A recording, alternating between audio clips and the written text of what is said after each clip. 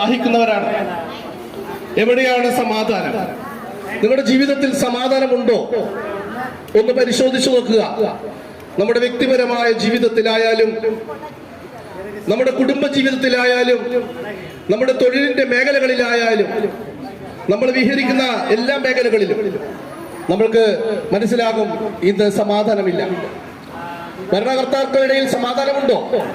രാജ്യങ്ങൾ തമ്മിൽ സമാധാനമുണ്ടോ? എവിടെയാണ് സമാധാനം? സമാധാനത്തിന് വേണ്ടി ഇന്ന് നാം ഓരോരുത്തരും ദാഹിക്കുകയാണ്. എവിടെ നമുക്ക് കിട്ടും സമാധാനം? പ്രിയപ്പെട്ടവരെ, നിങ്ങൾക്കറിയോ 33-കാരനായ യേശുക്രിസ്തു എന്ന ആ പാലസ്തീനക്കാരൻ ഈ ലോകത്തിന് തന്നത് നിങ്ങൾ ആഗ്രഹിച്ച സമാധാനമാണ്.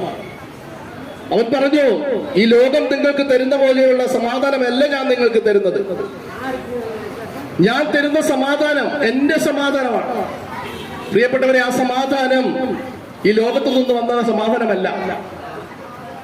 2000 വർഷങ്ങൾക്ക് മുമ്പ് ദൈവം ഒരു കന്യകാസുതന്റെ കന്യകയുടെ അടുത്ത് വന്ന് പറഞ്ഞ അവൻ സ്വീകരിച്ച ആ വചനമാകുന്ന ദൈവം ഈ ഭൂമിയിൽ ഇറങ്ങി വന്ന് പറഞ്ഞ സമാധാനം, ആ സമാധാനം മാത്രമേ നിങ്ങൾക്ക് സമാധാനം തരികയുള്ളൂ. ആ സമാധാനം കർത്താവ് യേശുക്രിസ്തുവാണ്. യേശുക്രിസ്തുവിനെ സ്വീകരിക്കുന്ന നിങ്ങൾക്ക് ഓരോരുത്തർക്കും നിങ്ങളുടെ ജീവിതത്തിൽ നിങ്ങൾ ആഗ്രഹിച്ച സമാധാനം തീർച്ചയായും നിങ്ങൾക്ക് ലഭിക്കും. അതിനാണ് യോഹന്നാൻ പറഞ്ഞു, നിങ്ങൾ കർത്താവായ യേശുക്രിസ്തു വിശ്വസിക്കുവിൻ. കർത്താവായ യേശുക്രിസ്തുവിൽ വിശ്വസിക്കുവിൻ, നീ നിന്റെ കുടുംബവും രക്ഷ പ്രാപിക്കും. നീ രക്ഷ പ്രാപിക്കണമോ? നീ രക്ഷയില്ലാതെ വലയുന്നുവോ? എവിടെയുണ്ട് നമുക്ക് രക്ഷ എന്ന് നമ്മൾ നട്ടോട്ടം ഓടുകയാണ്.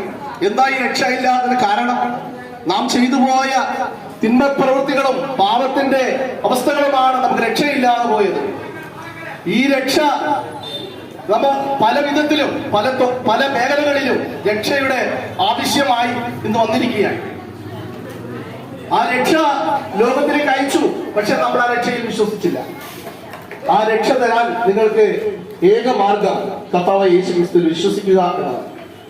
പ്രിയപ്പെട്ടവരെ, നിങ്ങൾ ആര് തന്നെ ആയിക്കോട്ടെ, നിങ്ങളുടെ മതം വേണ്ട, നിങ്ങളുടെ ജാതി വേണ്ട, നിങ്ങളുടെ തൊഴിൽ വേണ്ട, നിങ്ങളുടെ രാഷ്ട്രീയം വേണ്ട, നിങ്ങൾ ഏതിൽ പ്രവർത്തിക്കുന്നവരാകട്ടെ, ഏത് വിശ്വാസിയാകട്ടെ, ഏത് പ്രത്യാശാസ്ത്രത്തിൽ വിശ്വസിക്കുന്നവരാകട്ടെ, പ്രിയപ്പെട്ടവരെ, നിങ്ങൾക്ക് രക്ഷയുണ്ട്, നിങ്ങൾക്ക് സമാധാനമുണ്ട്.